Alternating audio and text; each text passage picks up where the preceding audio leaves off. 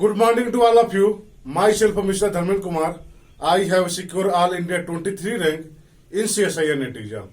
आज हम देखेंगे ऑब्स्ट्रैक्ट अलजेब्रा का लेक्चर 15, जो हमारा चैप्टर का नाम है homomorphism and dear counting. Most important ये चैप्टर रहेगा. लगभग हर ईयर जो है, हर एग्जाम में 3 to 5 मार्क्स के क्वेश्चन जो है इस चैप्टर से आते हैं कि होमोमॉर्फिज्म एंड डियर काउंटिंग से. इस चैप्टर को हमने 3 पार्ट में डिवाइड किया है, part A, part B and part C में.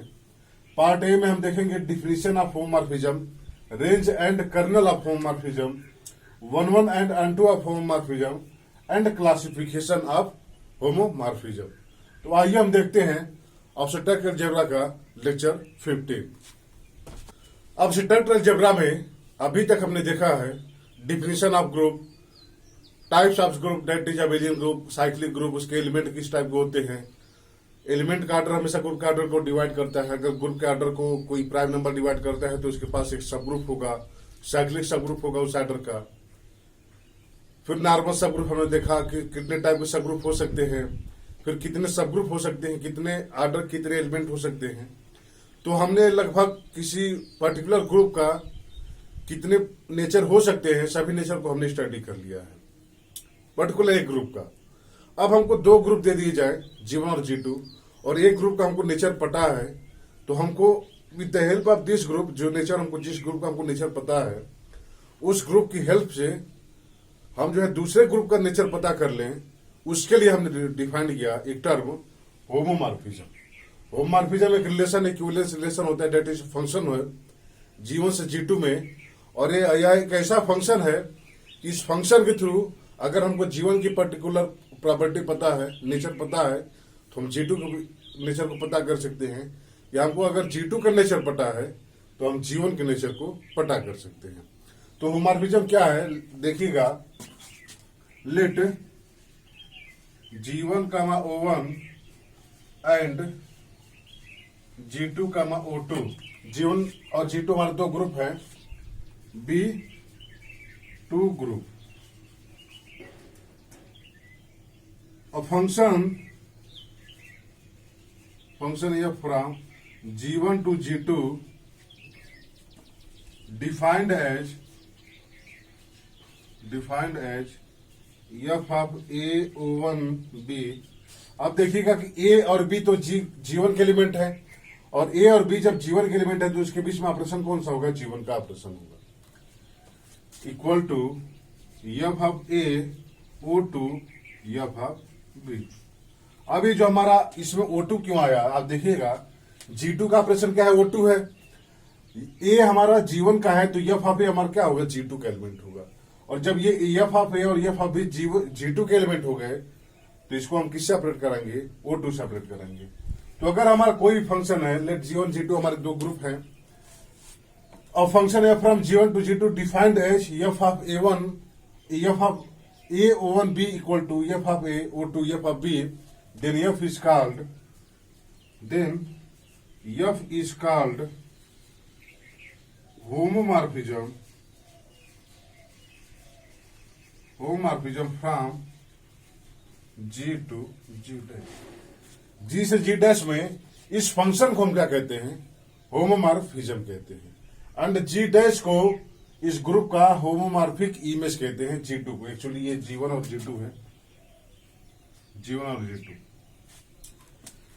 अगर यहां से, अब देखिए ये तो हमारा होमोमॉर्फिज्म हो गया, तो अगर G1 से G2 में हमको एक होमोमॉर्फिज्म मिल जाता है तो हम G2 को G1 का होमोमॉर्फिक इमेज कहते हैं. यहां से नोट लिख सकते हैं, if f from G1 to G2 is homomorphic, we say G2 as homomorphic image of G1. ये G1 का G2 क्या होता है, होमोमॉर्फिक इमेज होता है.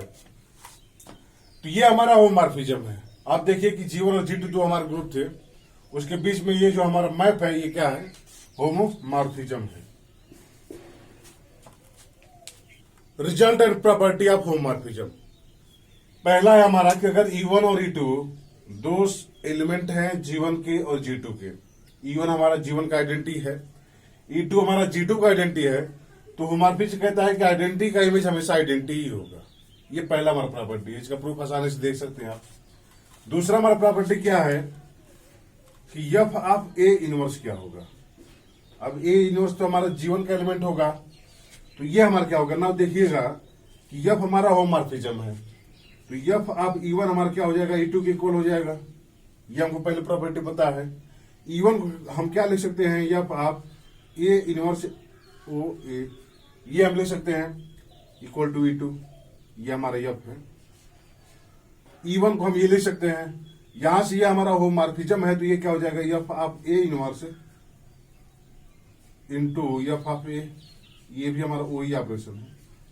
और ये हमारा क्या हो जाएगा, E2 के इक्वल हो जाएगा। यहां से क्या हो जाएगा, F of A inverse equal to F of A का होल इनवर्स। ये हमारा प्रॉपर्टी दूसरा है, F of A inverse equal to F of A का होल इनवर्स हो जाएगा, यानी इनवर्स यहां आ जाएगा। तो आप इसको देख सकते हैं यहां से, F of A inverse equal to F of A का होल इनवर्स हो। सिमिलरली आप प्रूव कर सकते हैं कि F ऑफ A के power minus m equal to F of A के पावर m, ये एक्चुअली यहां माइनस है, ये हमारा है, ये तो -1 के लिए है, पर्टिकुलर हम किसी भी m के लिए ये प्रूव कर सकते हैं। जो चौथा प्रॉपर्टी है हमारा, F ऑफ A के पावर m ओ एक पावर ओ सॉरी B के पावर n ओ C के power k equal to F of A के power m o F of B के power n o F of C की power k। ये आप देख सकते हैं। अभी हमने देखा कि अगर हमारा, हमने अभी जो ऊपर देखा F of A O B O C and so on ऐसे है, तो हम इसको लिख सकते हैं F of A, F of B, F of C। ये हमारा है क्योंकि ये होमोमॉर्फिक है। अब ये होमोमॉर्फिक जैसे F ऑफ A स्क्वायर है O B स्क्वायर है, अब इसको हम क्या लिख सकते हैं, F of A square O F of B square लिख सकते हैं। अब आप देखिएगा कि F ऑफ जो A स्क्वायर है, इसको हम F of A into F of A लिख सकते हैं, वो सॉरी F ऑफ A और A डॉट लिखेंगे तो ये होमोमॉर्फिज्म ये हो जाएगा, ऑपरेशन यहाँ वो रहेगा, यहाँ भी F of B into F of B यहाँ हो जाएगा, और ये क्या हो जाएगा, F ऑफ A का whole square into F of B का होल स्क्वायर। तो ये हमारे यहां से आप देख सकते हैं, इससे बिल्कुल आसानी से ये प्रूव कर सकते हैं आप। एक्चुअली यहां से कि अगर ये होता है तो ये होगा, ये होगा तो फिर ये होगा, ये होगा तो फिर ये होगा, यानी इसको हम ऐसे एक्सपेंड कर सकते हैं। तो ये हमारा रिजल्ट ऑफ प्रॉपर्टी था, कुछ important. Kernel of homomorphism. Homomorphism का कर्नल क्या होता है, और ये एक ऐसा पॉइंट है, आप समझ लीजिए कि यहां से हम ग्रुप के काफी नेचर को देख पाते हैं कि वो हमारा सिंपल है कि नहीं है, नॉन सिंपल है या किसका आइसोमॉर्फिक होगा। फंडामेंटल थ्योरम ऑफ होमोमॉर्फिज्म में यही से आता है। तो मोस्ट इंपॉर्टेंट है ये कर्नल। अब आप सोचिए कि कर्नल आया क्यों, तभी हमने देखा प्रॉपर्टी हमारा पहला था कि आइडेंटिटी का इमेज हमेशा आइडेंटिटी होगा, यानी अगर E1 हमारा G1 का आइडेंटिटी है, E2 हमारा G2 का आइडेंटिटी है, तो F ऑफ E1 हमेशा E2 के इक्वल होगा, that is F of E1 हमारा हमेशा E2 के इक्वल होगा। अब G1 में कुछ ऐसे और भी एलिमेंट हो सकते हैं जिसका इमेज E2 हो जाए, डेट इज अगर मान लीजिए G1 हमारा ये ग्रुप है और G2 हमारा ये ग्रुप है, इसमें मान लीजिए E1 A B and so on और सब एलिमेंट है, ये D है और सब एलिमेंट है, ये E2 और सब एलिमेंट ये है। हमने ऐसा होमोमॉर्फिज्म डिफाइंड किया, E1 का तो इमेज G2 पे जा रहा है, बट A और B का भी इमेज क्या है, E2 ही है, बाकी सब एलिमेंट का इमेज डिफरेंट है, बट इन सब का इमेज क्या है, E2 ही है। तो आप देखिए कि इसमें E1 के अलावा भी कुछ एलिमेंट ऐसे आ गए जिसका इमेज हमारा क्या होता है, E2 होता है। तो G1 के ऐसे सेट, ऐसे एलिमेंट का सेट जिसका इमेज हमेशा E2 हो जाए, मतलब आइडेंटिटी इक्वल हो जाए G2 के, तो हम उस सेट को, उस ग्रुप का, उस होमोमॉर्फिज्म का कर्नल कहते हैं। डेट इज, यहां से आप देख सकते हैं अगर F हमारी ये होमोमॉर्फिज्म है तो यहां से इसका कर्नल क्या होगा, तो G1 का ऐसा एलिमेंट, ऐसे एलिमेंट का सेट जिसका इमेज हमेशा आइडेंटिटी के इक्वल हो जाए तो हम इस सेट को, इस होमोमॉर्फिज्म का कर्नल कहते हैं। तो यहां से क्या हो जाएगा हमारा ए और बी, E1, ये इसे क्या हो जाएंगे, इस फंक्शन के, इस होमोमॉर्फिज्म के कर्नल हो जाएंगे।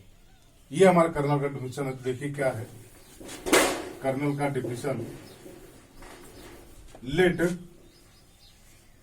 G1O1 and G2O2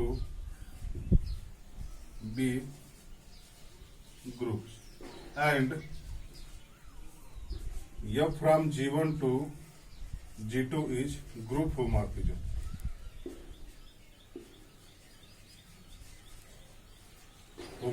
Then the set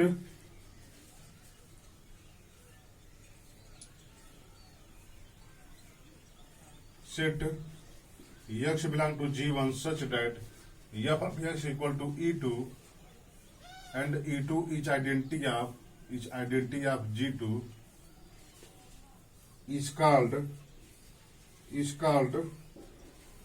kernel of f। ये आप इसको कर्नल कहते हैं एंड डिनोटेड एज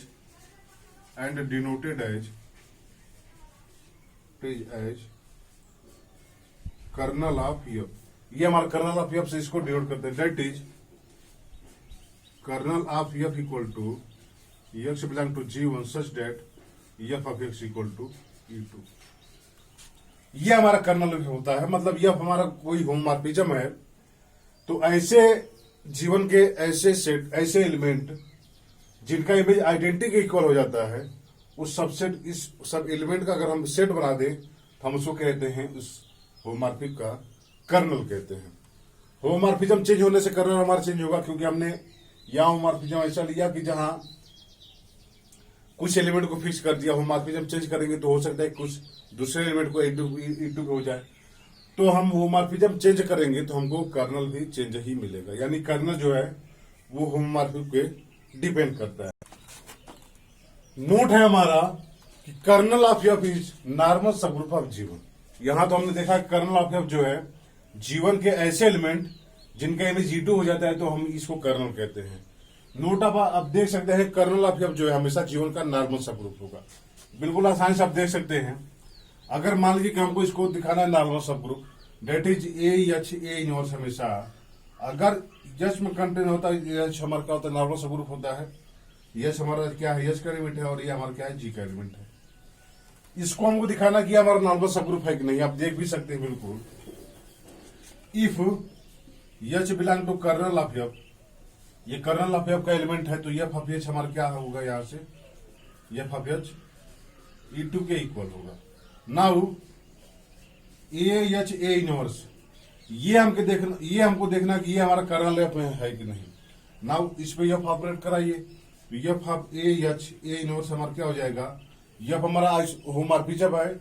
इसका हमने अभी प्रॉपर्टी देखा, तो यहां से क्या होगा, F of H F of A inverse.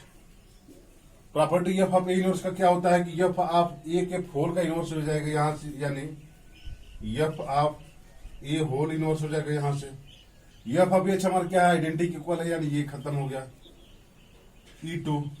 अब ये भी क्या हो गया, आइडेंटिटी इक्वल हो जाएगा, यानी क्या हो जाएगा, E2 के इक्वल हो जाएगा। यानी ये जो हमारा एच ए इनवर्स है ये हमेशा कर्नल एफ में कंटेन होगा। यानी अगर एच हमारा कर्नल एफ का एलिमेंट है तो यहां से क्या हो गया कि कर्नल एफ हमेशा नॉर्मल सबग्रुप हो जाएगा जीवन का। तो आप यहां से देख सकते हैं kernel f is normal subgroup of G one. अब हम देखते हैं कि range set of homomorphism, range of homomorphism. तो हमने अभी देखा कि कर्नल में वो जीवन के ऐसे एलिमेंट जिनका इमेज E2 पे जा रहा है, यानी आइडेंटिटी ऑफ G2 पे जा रहा है, तो हमारा कर्नल था।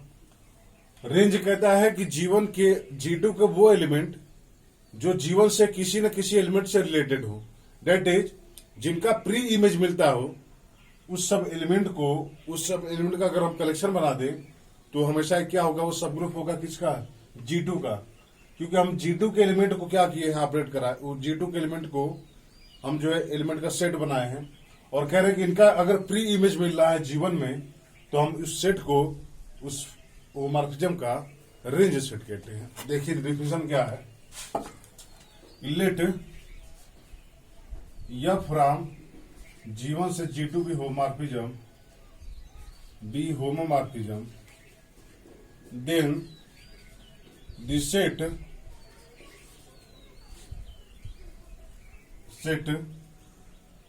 ऐसा कि X belong to G2 such that, वो सॉरी यहां लेंगे, the set Y such that Y belong to G2 there is X belong to G1 such that F of X equal to Y। G2 का वह element का set जिनका pre image मिलता है, मतलब G1 में हमको एक ऐसा एलिमेंट मिल जाए जिसका ये इमेज हो जाता है, तो इस सबसेट को हम इस होमोमॉर्फिज्म का रेंज ऑफ होमोमॉर्फिज्म कहते हैं। यानी ये किसका सबसेट होगा, ये G2 का सबसेट होगा, और ये रेंज हमेशा क्या होगा, यहां से लिख सकते हैं and denoted as then the set इतना is called range of F, denoted as range of F, that is range of F equal to Y belong to G2 such that there is X belong to G1 such that F of X equal to Y, that is Y का pre image हमेशा अगर G1 में मिलता है तो ऐसे element का set बना दे तो हमेशा रेंज सेट होगा। यहां से नोट है कि रेंज सेट इज सब ग्रुप ऑफ G2। ये नॉर्मल हो ये जरूरी नहीं है, आप चेक कर सकते हैं कि नॉर्मल हो ये जरूरी नहीं है, बट ये सब ग्रुप हमेशा होगा इसका। इस जो है रेंज सेट हमेशा G2 का क्या होगा, सब ग्रुप होगा, बट ये नॉर्मल हो ये जरूरी नहीं। आप देख सकते हैं यहां से अगर हम इसको मिटा दें,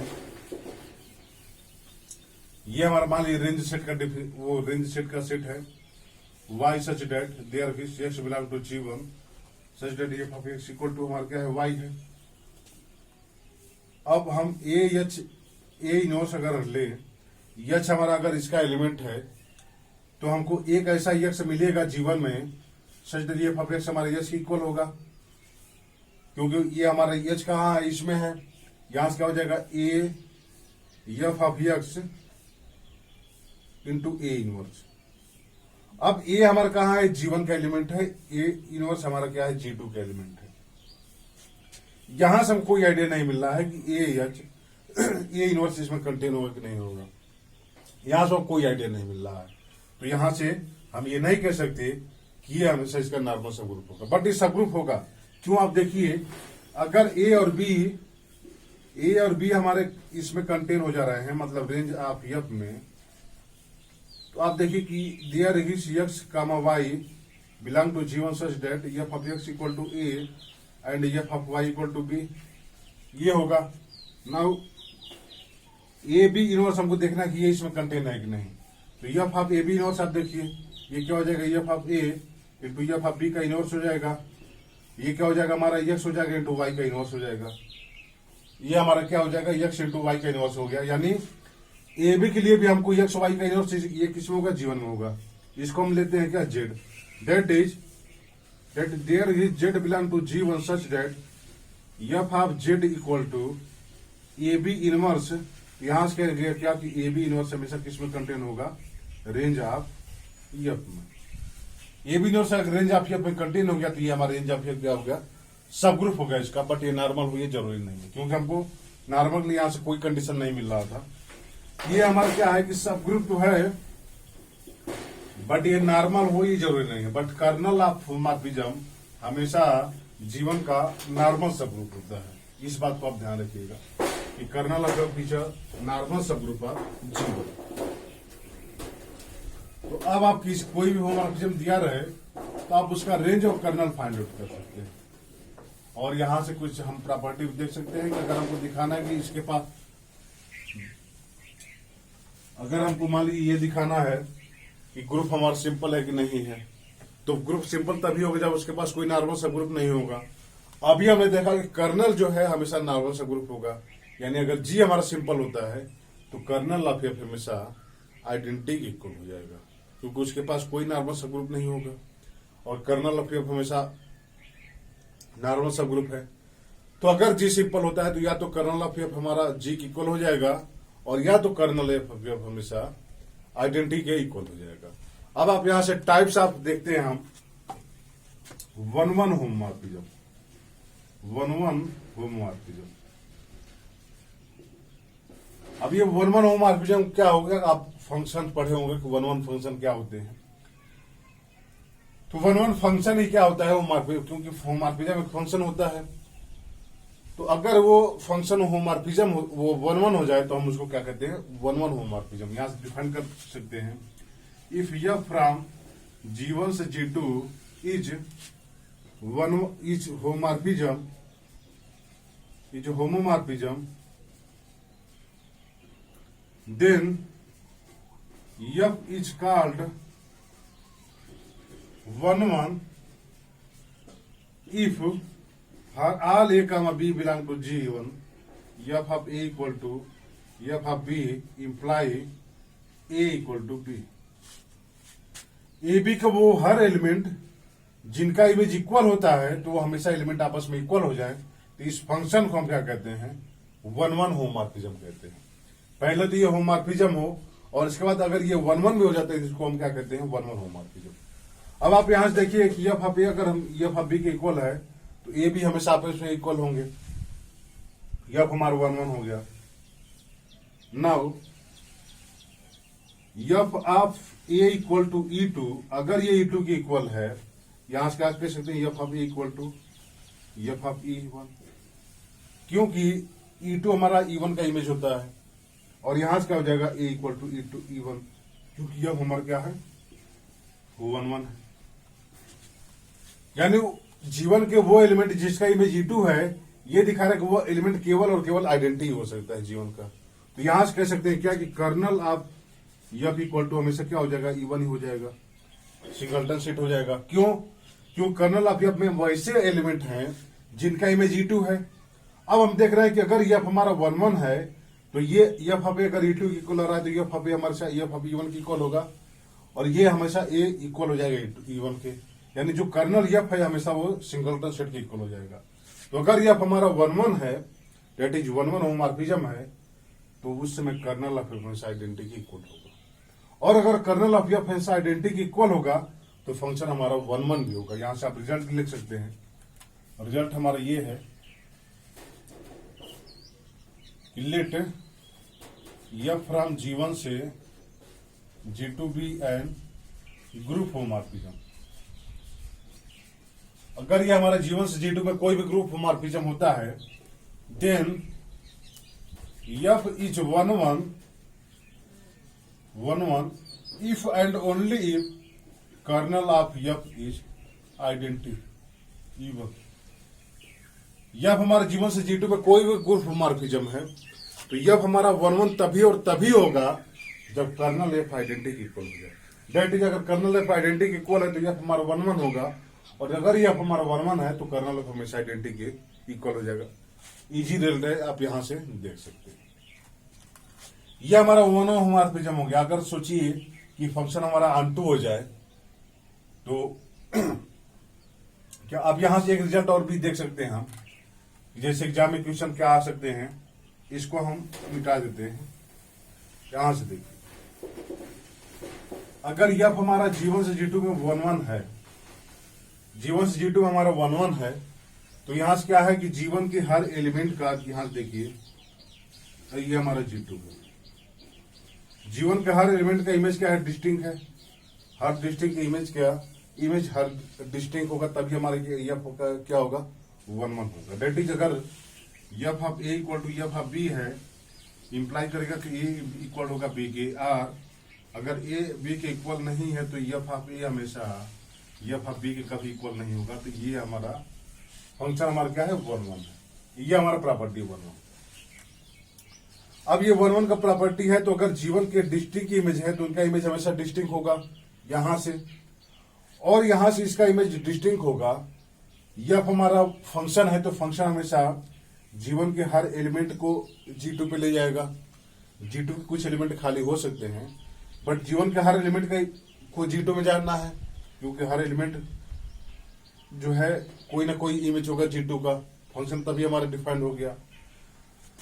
तो यहां से देखिए कि जीवन के हर एलिमेंट को G2 पे ऑपरेट होना है, और कह रहा है कि फंक्शन 1 तभी होगा जब इसका डिस्टिंक्ट इमेज इस पे डिस्टिंक्ट हो जाएगा।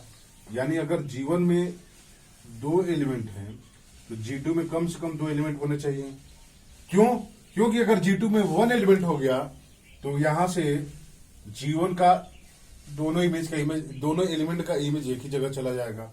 अगर G2 में एलिमेंट 1 हो गए तो यहां से क्या हो गया कि E और A ये है, और इसमें हमारा E2 है केवल। तो ये फंक्शन यहां से क्या होगा, इसका इमेज यही होगा, इसका इमेज यही होगा, और ये हमेशा 1 ये कभी 1 नहीं होगा। क्यों? क्योंकि आइडेंटिटी और ये आपस में इक्वल नहीं है, बट इसका इमेज क्या हो जा रहा है, E इक्वल हो जा रहा है। यानी अगर जीवन में 2 एलिमेंट हैं तो G2 में भी कम से कम 2 एलिमेंट होना चाहिए।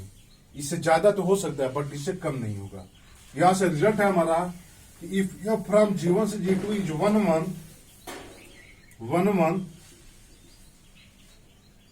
तभी होगा if order of G1 less than or equal to order of G2। Order of G1 हमेशा ऑर्डर ऑफ G2 से कम होगा, तब इसमें से 1 हो सकता है। इफ यह from G1 to G2 is 1 then order of G1 less than or equal to order of G2। That is possibility कब होगी, जैसे कभी कभी एग्जाम में क्वेश्चन क्या आ जाते हैं। एग्जाम में क्वेश्चन है, आप देखिएगा, मोस्ट इंपॉर्टेंट ये क्वेश्चन है कि let G1 and G2 be group such that order of G1 less than order of G1 equal to m and order of G2 equal to m। ये है हमारा पहला। कह रहा है कि if n greater than or equal to m then, अब पहला ऑप्शन है हमारा G1 f फ्रॉम G1 से G2, f फ्रॉम G1 से G2 1 होगा। f फ्रॉम G1 से G2 may be 1 option second है हमारा may be n2। Option third है हमारा मे बी 1 एंड n2। यह हमारा पॉसिबिलिटी आ जाए। तो आप यहां से देखिए कि ये 1 तभी और तभी होगा जब इसका ऑर्डर इसके ऑर्डर से कम होगा। अगर ये फाइनाइट हो, तब फाइनाइट की बात है एक्चुअली। इनफाइनाइट में तो ये सब इक्वल हो जाएंगे, बट ये इनफाइनाइट में तो आप ऑर्डर फाइनाइट की बात ही नहीं कर सकते, तो वहां इक्वल या अनकाउंटेबल सेट की देखेंगे। यहां आप देखिए कि अगर ये 1 तभी और तभी हो सकता है जब इसका ऑर्डर हमेशा इसका ऑर्डर से कम रहे। अब देखिए कि इसका ऑर्डर इससे ज्यादा है, यहां से 1 तो पॉसिबल नहीं है, 1 पॉसिबल नहीं है। n2 हो भी सकता है, नहीं भी हो सकता है, बट ये 1 पॉसिबल नहीं। तो ये हमारा 1 होमोमॉर्फिज्म रहा। सिमिलरली अगर हम n2 की बात करें, n2 होमोमॉर्फिज्म क्या होता है, यहां से आप देखें n2 होमोमॉर्फिज्म मतलब वही जो आप पढ़े हैं फंक्शन में, सब कुछ वही है, बट ये फंक्शन हमारा होमोमॉर्फिज्म हो जा रहा है। उसके आगे n2 है तो n2 होमोमॉर्फिज्म हो गया। लेट f फ्रॉम G1 से G2 be an homomorphism, then f is called onto if for all y belong to G2 there is x belong to G1 such that f of x equal to G2, f of x equal to y। हमने अभी देखा कि f of G1 से G2 में कोई हमारा homomorphism है, तो रेंज ऑफ f हमने निकाला कि रेंज ऑफ f हमारे क्या थे कि G2 के वो एलिमेंट जिनका प्री इमेज G1 में मिल रहा था, तो हम वो कह रहे थे वो हमारा रेंज सेट है G2। अब n2 कह रहे हैं कि n2 ये तभी होगा जब G2 के हर एलिमेंट का प्री इमेज G1 में मिले।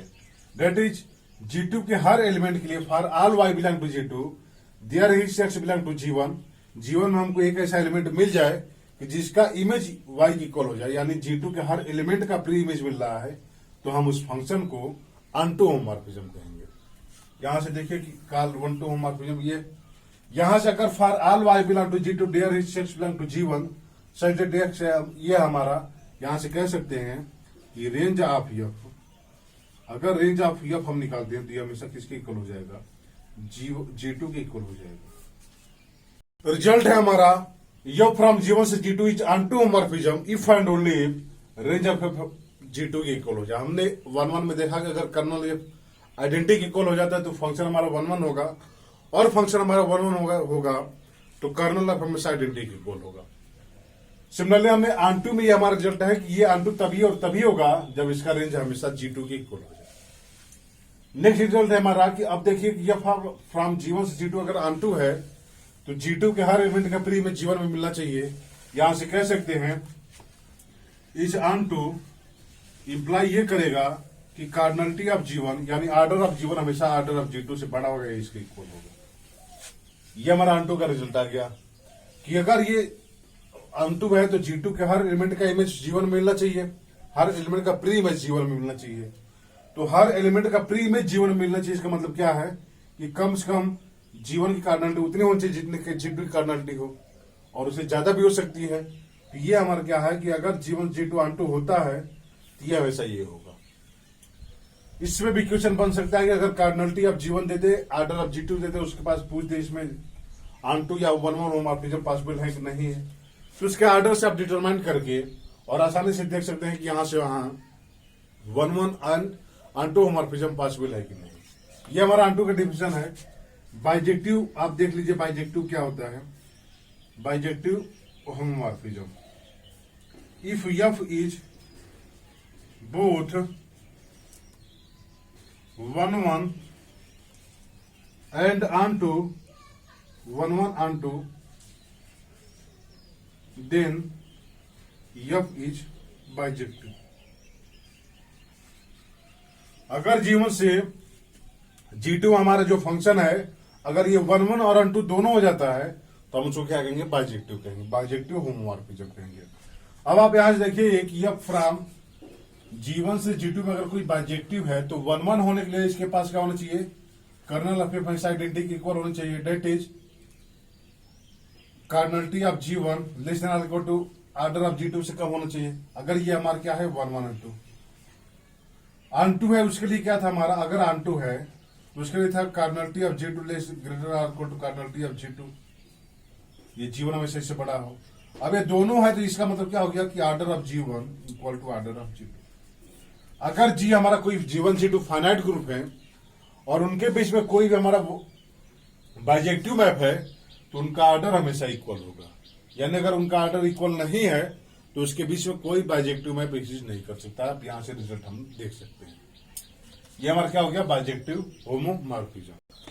Classification of homomorphism. होमोमॉर्फिज्म की क्लासिफिकेशन क्या है, पहला हमारा होता है मोनोमॉर्फिज्म, दूसरा इपीमॉर्फिज्म, तीसरा आइसोमॉर्फिज्म, चौथा ऑटोमॉर्फिज्म और पांचवा इंडोमॉर्फिज्म। ये क्या होता है आप देखिएगा, लेट f फ्रॉम G1 से G2 be N group homomorphism. अगर ये हमारा ग्रुप होमोमॉर्फिज्म है G1 से G2 में f हमारा कोई भी ग्रुप हो, ये GP का मतलब है ग्रुप होमोमॉर्फिज्म, तो इसको मोनोमॉर्फिज्म कहेंगे। कब कहेंगे, इफ f इज 1 यहां से ये इफ f इज 1, अगर f हमारा 1 होता है तो हम उस फंक्शन को मोनोमॉर्फिज्म कहते हैं। That is kernel of f में क्या हो, आइडेंटिटी के इक्वल। इपीमॉर्फिज्म क्या होता है कि अगर f हमारा ऑनटू हो जाता है तो हम कहते हैं क्या कि f हमारा इपीमॉर्फिज्म है। That is range of f equal to G2 के इक्वल हो गया। आइसोमॉर्फिज्म क्या होता है, जब 1 और ऑनटू दोनों हो जाए, f इज 1 एंड ऑनटू। जब ये 1 और ऑनटू दोनों हो जाता है तो हम उसको क्या कहते हैं, आइसोमॉर्फिज्म कहते हैं। और यहां से कहते हैं क्या कि order of G1 equal to order of G2। अगर G1 हमारा Gi क्या है, हमारा फाइनाइट ग्रुप है। तो अगर ये हमारा फाइनाइट ग्रुप है तो इसके लिए इसका ऑर्डर और इसका ऑर्डर दोनों सेम होना पड़ेगा। ऑटोमॉर्फिज्म क्या होता है कि f हमारा 1 भी है, ऑनटू भी है and G1 equal to G2 है। अब यहां से इसका ऑर्डर सेम हुआ तो हो सकता है कि G1 G2 के इक्वल भी हो जाए। तो जब G1 और G2 आपस में इक्वल हो जाते हैं तो हमारा 1 1 ऑन2 और G1 और G2 हो जाता है, तो हम उस फंक्शन को क्या कहते हैं, ऑटोमॉर्फिज्म कहते हैं F को। इंडोमॉर्फिज्म क्या होता है कि अगर F हमारा कोई होमोमॉर्फिज्म है एंड G1 हमेशा G2 के इक्वल है। F 1 1 हो या 2 हो ये नहीं है, बट G1 और G2 आपस में इक्वल है केवल, और F हमारा होमोमॉर्फिज्म है, तो हम इसको क्या कहते हैं, F को इंडोमॉर्फिज्म कहते हैं। ये हमारा क्लासिफिकेशन था। ये हमारा पार्ट ए का लेक्चर था, जिसमें हमने होमोमॉर्फिज्म का डिफिनेशन, कुछ प्रॉपर्टी, कुछ और क्लासिफिकेशन देखा।